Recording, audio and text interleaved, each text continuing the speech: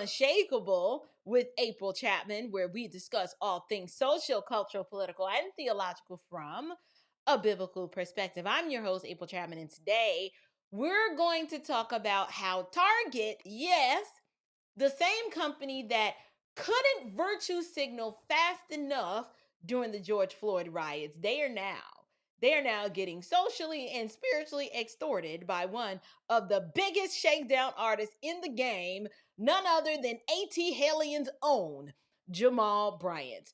Before we talk about it, though, let's rewind. We got to go back to 2020 when Target decided to jump headfirst into the pool of performative activism. Right? They had DEI initiatives, black business promotions, rainbow everything in the month of June. Like they were just checking all the intersectionality boxes. But now, in 2025, they tried to quietly start rolling all of that back. Why? Why'd they do that? Well, it's because reality showed up. Reality showed up and it brought the receipts. And in spite of all of the virtue signaling, their profits dipped, customers pushed back, and then suddenly Target wants to refocus on their core business strategies. Translation, let me translate for you. We did too much. We did too much and our pockets hurt. We never really cared about that dead black guy that was crashing out that day in Minneapolis. No. We used him. We used him, George Floyd, that is, just like BLM used him, and we used him until it didn't benefit us anymore. Who cares that we pushed a false narrative, right? That allowed the black people to foment among themselves with an unwarranted grievance. We got all. We got all of you Marxist-minded Negroes and colored communists to buy in. But now that the receipts are in and it's not working for us anymore, so we want to abandon that ship. That's the translation of what happened with Target. And so here comes me. I'm here like, well, now look at you. Look at you now. Enters Jamal Bryant. We're going to call him Jamal Mic Check Bryant. This is the man who preaches more about politics from the pulpit than he ever has or ever will preach about the gospel. He has launched, as you know, a 40-day fast from Target, not to draw individuals to God or help them to crucify their flesh. No, but it was to demand that a secular corporation go back to funding racial pandering programs. You can't make this up. And I'm not about to try, so I'm going to show you here. Take a look at this clip. Pastor Dr. Jamal Bryant, Yes. New Earth Missionary Baptist Church, thank you so much for some time, because I know this is a busy season. We're ahead of Easter and we're coming off the end of the 40-day Target fast. So for someone who maybe heard about it in passing, what really is the goal here? What are y'all pushing with the Target fast? We are pushing black business and black respect. We have over $2 trillion worth of spending power, and we ought to go not where we're tolerated, but where we're celebrated. We were disturbed and offended, if not betrayed, that Target walked away from equity, diversity, and inclusion when we've been faithful partners and consumers. And you said you've been in conversation with Target. What have those conversations and talks been like? They have been robust, healthy, and a whole lot of work.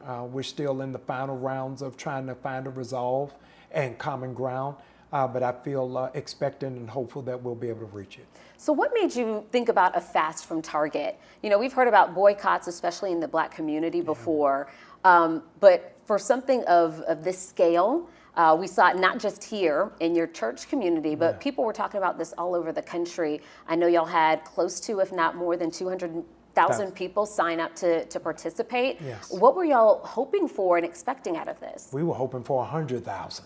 And so our expectation was doubled, and I am just so grateful that the nation saw the vision and latched a hold of it. And I believe it begins a new dawn for the black church and social activism, and a new generation seeing something happen in their lifetime that is effective and positive. So, Y'all, I'm sorry. I can't take this serious. This is so silly, but okay. So, Jamal Bryant, he claims that 200,000 people joined him in boycotting Target. I don't deny that number. He said he was hoping for 100,000. He got 200,000, and now he's heading into phase 2, whatever that means. But I would like to engage with something he said. She asked, what was the goal of this? Why did you do this? And he said, well, we were pushing for Black businesses and pushing for Black respect. I'm like, wow. So somehow you believe that in 2025, because a company no longer wishes to virtue signal and pander to you, that somehow Black respect is gone out the window. Here's my question: is why are you worried about what white corporations think about you? Like, you need them to love you that much? You need their affirmation and approval? You need them to attaboy you on the back and just celebrate you? Like, why do you need that? I'm telling you guys, I've been saying for a really long time, all of this wokety woke pro blackity black stuff, it is so much, it is a spirit of inferiority. You have got to feel inferior about yourself to walk around in real time demanding to be seen, demanding to be respected, and thinking that unless a company is openly and outwardly celebrating you above all others and at the expense of everyone else, that you're not respected. I don't understand how any man, masculine man, can walk around with such a low view of himself and then to parrot such a talking point to other individuals who look like you. I'm telling you, there's white supremacy at this point is such a figment in the imagination of the minds of so many Black people that I actually believe them. I believe that they believe that white people are superior and are the supreme pinnacle of all things. Because if they did not believe that, they would not be fighting this hard to just be included in the number. Please love me, Master. Please wrap your arms around me and tell me that you love me. They're like a stalker boyfriend that you've had so many what do you call those? Restraining orders. Like, you're like, Lo, just leave me alone. I don't hate you. I don't wish nothing bad on you, but just, can you go over there? And he just won't leave. Like, he doesn't get it. That's what Jamal Bryant sounds like. But he says, she asked him, how things were going. And what I think bothers me so much is that here is a man who claims to be a pastor, and he can barely exegete a passage correctly from the scriptures, but he wants to lead a national boycott. And I'm just like, sir, at this point, can we fast from the false doctrine first? Like, this is supposed to be your primary job. You're supposed to be a preacher of the word, and you're failing at that miserably. But yet you want to sit down with the 11 Alive News in order to discuss an update to your stupid little boycott. And so Jamal he's not going to be outdone. He had to get up on the news for his usual photo op, because now he's like the DEI department's emergency contact. He explains when he's talking to the young lady that he met with Target's leadership, and said that the meeting was healthy, robust, and a lot of work. I bet it was, because you see he's been well trained.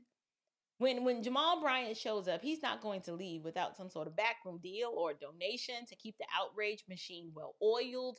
This is how the whole shakedown works. This is nothing more than a shakedown tactic. And we just need to call this what it is. This is a corporate hostage situation.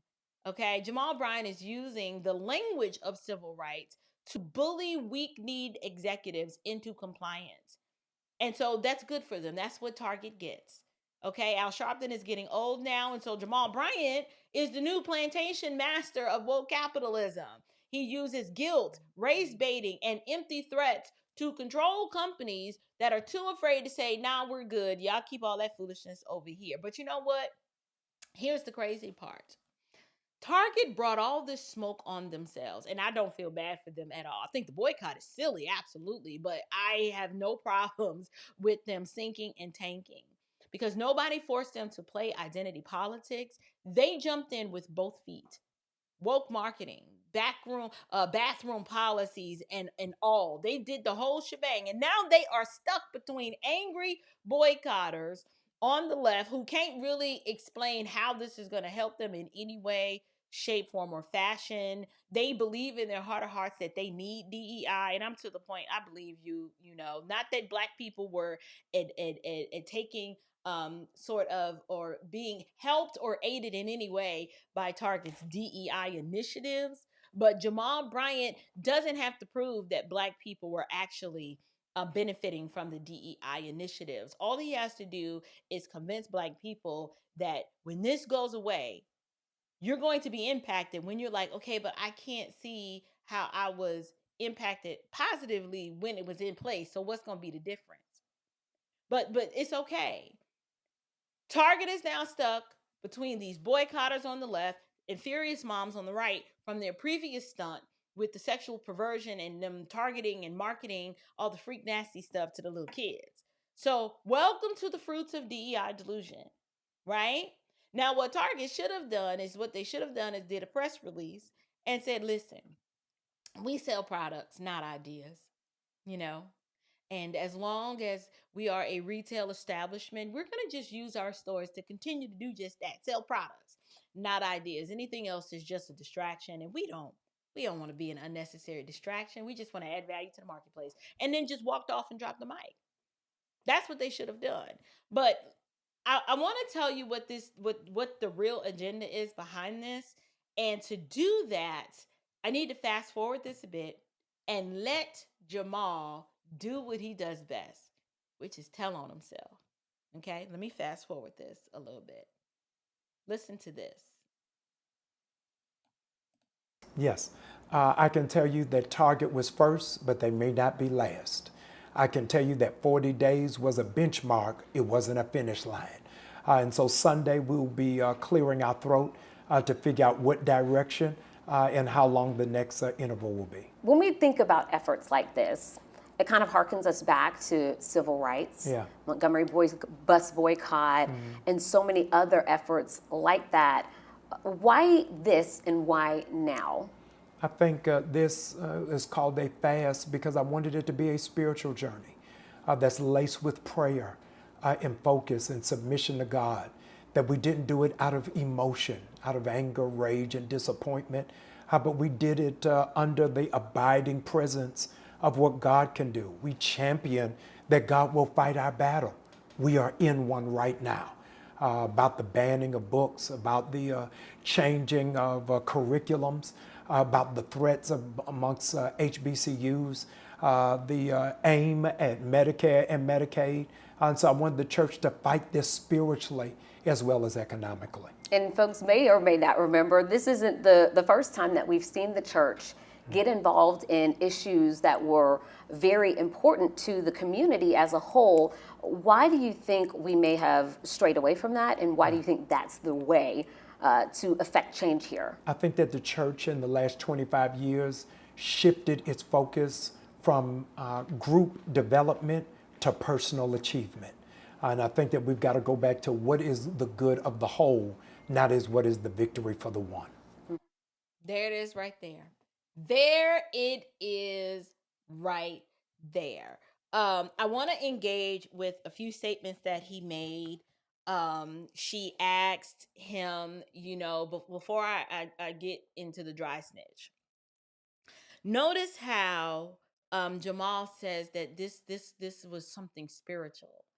And he's invoking the name of God, saying, God's fighting our battles. And God is sitting back like, what battle? The only battle that is facing you right now is your indwelling sin and why you keep bringing my name up in this when I don't have nothing to do with this darn Target boycott, right? He just doesn't. But notice how, like Jamal does in his sermons, he spiritualizes this fast by invoking the name of God and saying that this is a battle, we wanted to ground this in prayer. I'm like, are you kidding me right now? So you you didn't see any benefit in equipping your people to pay attention to the signs of the times and to recognize that this is a pagan company that's doing what pagan companies do. You were not concerned about their sexual perversion being pushed on children. But the moment they hit the golden calf of your blackness and the DEI stuff, which to me was stupid anyway, you felt that this was a battle that the Lord needed to fight on your behalf. Unbelievable. But then he gets the lion. He talks about this battle, and then he presents the battle as the banning of books. See, y'all not listening to what Jamal is saying. The books that are being banned, particularly like, for example, what John Amachuku does in his fight, is banning books that are sexually perverse and crass and just freak nasty, that don't have any business being in the libraries of our schools, or should these, our children should not have access to this stuff, right?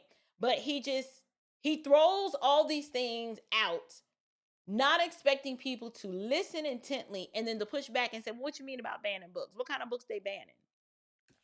Then he talks about the threat against HBCUs. I am trying to understand, what is the imminent threat against HBCUs, other than the fact that when Trump was in office, he gave permanent funding to the HBCUs, and that under the Biden administration, if I am not mistaken, that funding was clawed back.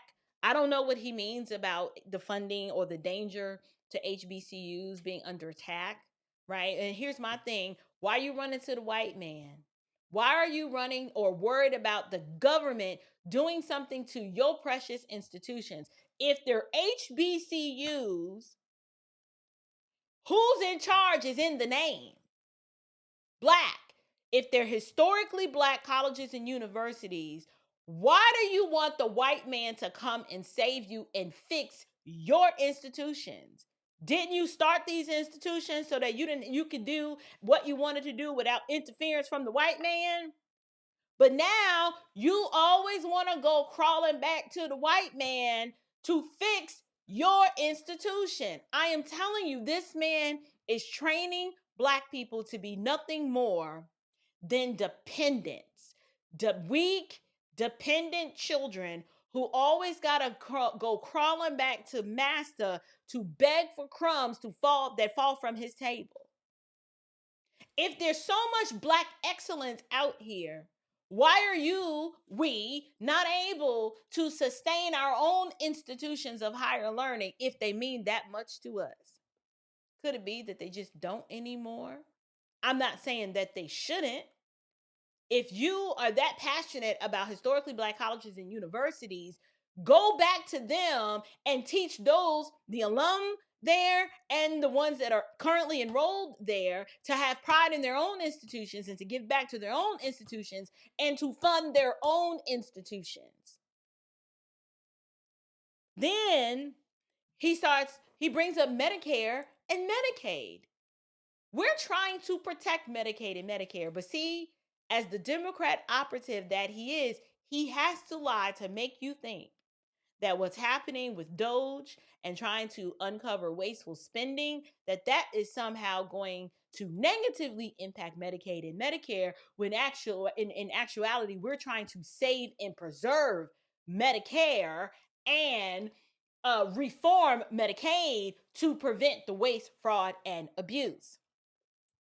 But the dry snitches of all dry snitches is when Jamal Bryant told on himself, and she asked him, why do you believe that this boycott is the mandate of the church, and what this is, and why do you believe this is what we should be doing?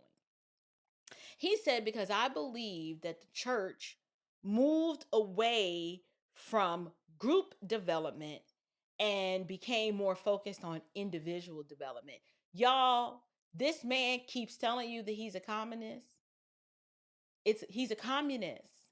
He is not interested in you, the individual, functioning in your freedom as the individual, where you are training and raising and discipling your children and training them in righteousness.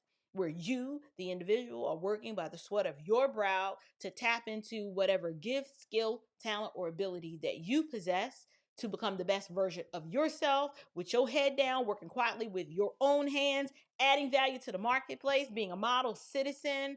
No, it's about the collective. It's about the group. And what I am noticing, I've seen in the comment section where Black people will echo this sentiment, not even realizing that the whole goal of the civil rights movement was to turn the Black community into a bunch of melanated Marxists and colored communists. And it worked, because now listen to him. Group development, not individual achievement.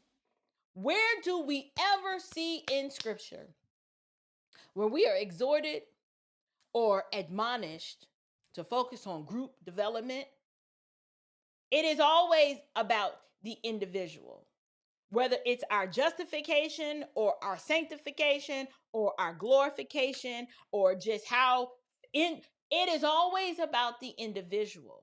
And then individually, in the spiritual sense, individuals make up the church. We are bodies, members, right? But to apply this communistic, socialistic economic framework to the Black community is to basically say, you don't go for you and yours, and you can't worry about the group, because we all got to pull each other up together.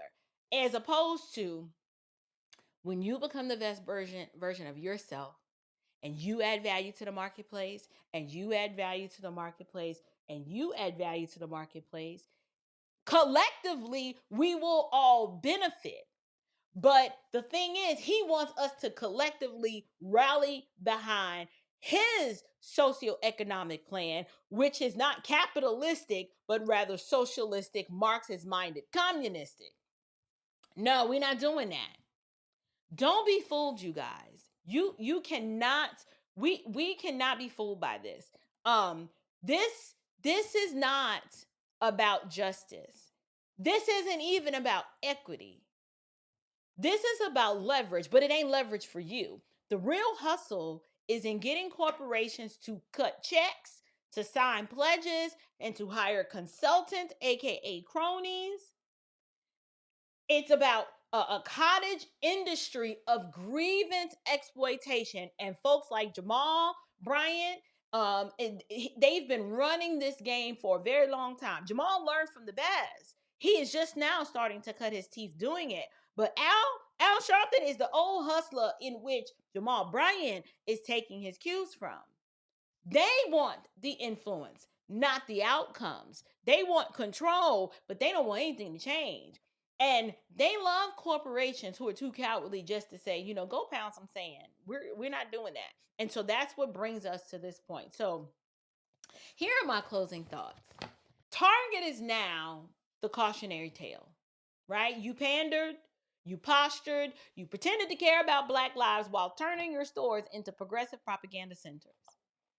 And now you're stuck, Target, because you can't satisfy the mob that you helped create. So all this sitting at the table with these robust conversations and it being a lot of work, listen, I don't think that this is not going to end well. You're going to get shaken down. You're going to get shook. But listen, to my audience, discernment matters. Whether it's the pulpit or the boardroom, you have to pay attention to the fruit. Follow the money, and then ask yourself, who is really benefiting? And the spoiler alert of all spoiler alerts is that it ain't you. You don't win. You didn't win with DEI's implementation, and you're not going to win when DEI is gone out the window. And so if you found this episode insightful, go ahead and hit the like button and drop me a comment. Share this with someone who needs to understand how this game is really played. Be sure to subscribe to Unshakable with April Chapman. And listen, y'all stay rooted in the word while the rest of the culture is chasing chaos. But until next time, stay bold, stay biblically grounded, and most of all, stay unshakable. Grace and peace.